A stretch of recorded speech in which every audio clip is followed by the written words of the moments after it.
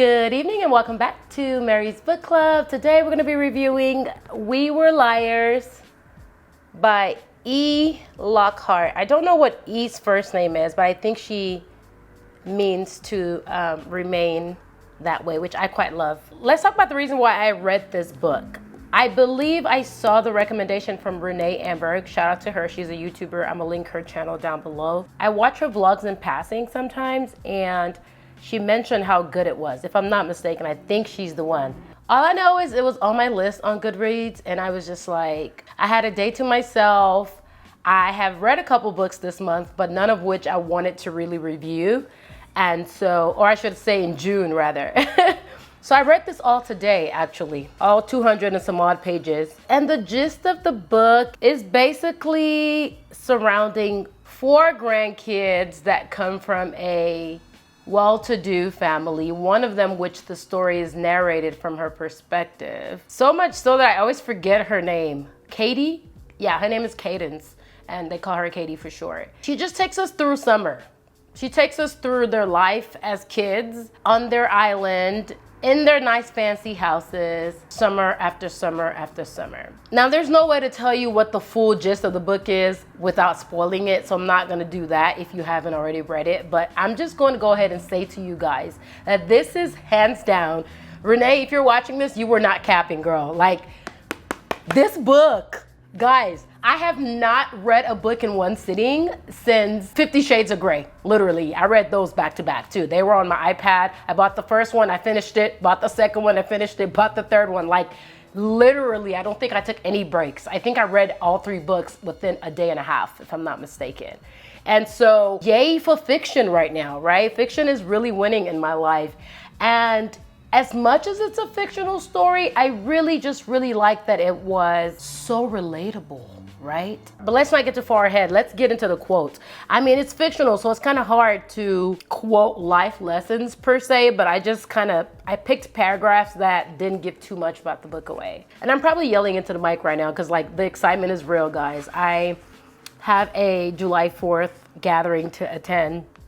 So I'm gonna have to go here in a little bit, and I'm not even feeling well, so that's gonna be interesting being around folks. But nevertheless, I thought this was a good time to do this because like I was like, before I see people, let me just tell the world about the book that I just read. I had kissed an unimportant boy, or 3 by now. I had lost my dad. I had come here to this island from a house of tears and falsehood, and I saw Gad, and I saw that rose in his hand.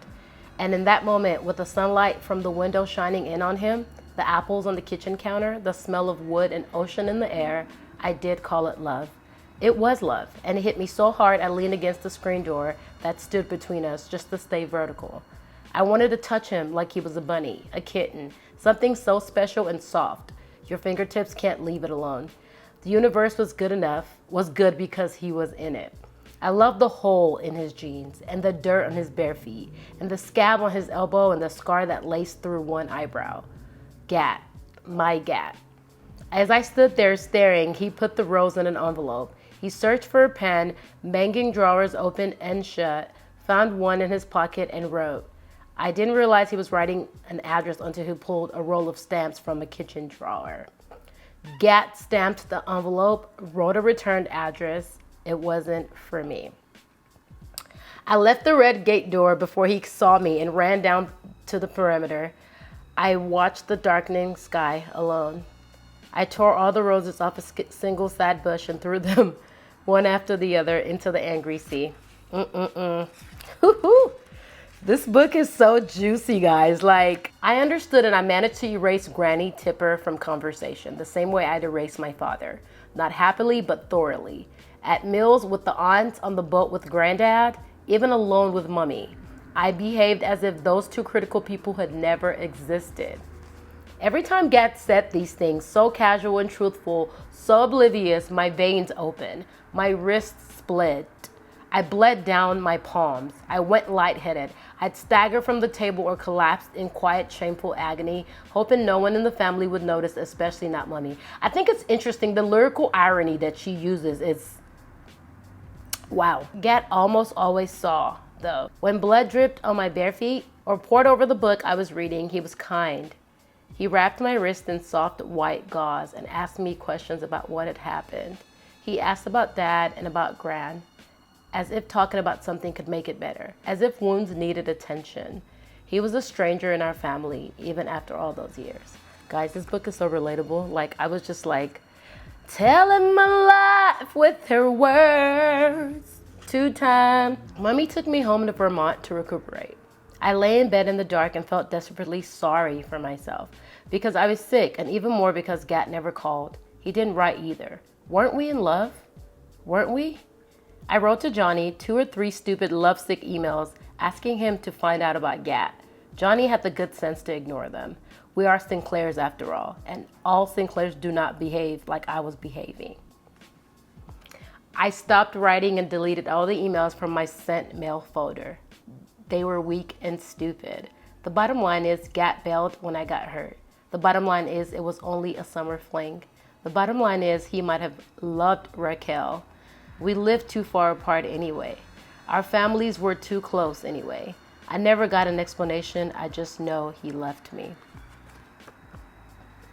I know it's not important if our people came over on the Mayflower. It's not important to be tall or blonde. That is why I dyed my hair. I don't want to be the eldest. Hair is to the island, the fortune, and the expectations. But then again, perhaps I do. Okay. And here's the story that she told that kind of, you can kind of say it is a little bit of, oh, the word is skipping me right now. When I think about it, I'll pop it in here. Once upon a time, there was a king who had 3 beautiful daughters. As he grew old, he began to wonder which should inherit the kingdom, since none had married and he had no heir. The king decided to ask his daughters to demonstrate their love for him. To the eldest princess, he said, "Tell me how you love me." She loved him as much as all the treasure in the kingdom. To the middle princess, he said, "Tell me how you love me." She loved him with the strength of iron. To the youngest princess, he said, "Tell me how you love me." This youngest princess thought for a long time before answering. Finally, she said she loved him as meat loves salt. "Then you do not love me at all," the king said. He threw his daughter from the castle and had the bridge drawn up behind her so that she could not return. Now this youngest princess goes into the forest with not so much as a coat or a loaf of bread. She wanders through a hard winter, taking shelter beneath trees. She arrives at an inn and gets hired an assistant to the cook.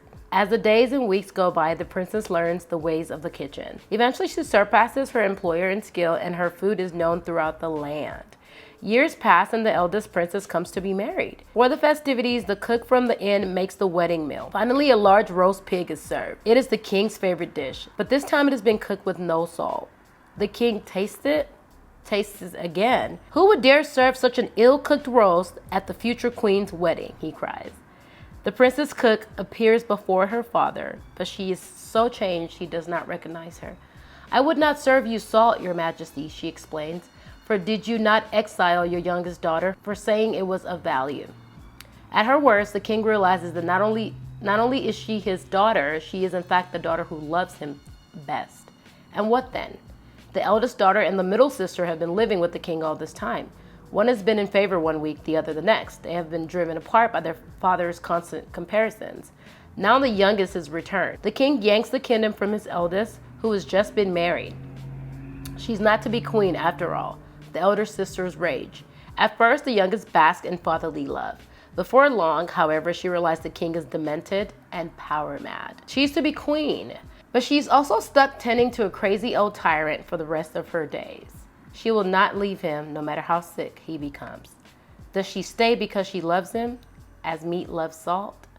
Or does she stay because he now has promised her the kingdom? It is hard for her to tell the difference. I'm gonna end it there, guys, because woohoo, I'm ready to talk about why I'm giving the book what I'm giving it.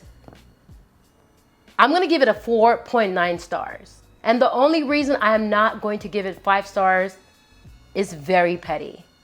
It is because it left me in a state of confusion. So it's actually a good reason.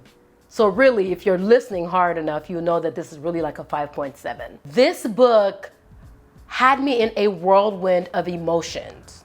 I was happy, I was sad, I was fulfilled, I was hopeful, as much as I hate that word. I was filled with remorse and empathy and joy and just all of the emotions, right? The story is so captivating. The twist, the plot twist is just, I mean, because of the way my brain is kind of wired, I do it with movies as well. I started to put two and two together and kind of figure out what was going on. But the book is so well written, and like the hints are there for you, but they're not smack dab in your face. It's the kind of book that if you don't catch hints as quickly, at the end, you're left like, how could I not see that? Like, she totally was trying to tell me that. Does that make sense? And it's just, wow. The story is one that we all want to believe in. It's like one that we all want to believe exists. I mean,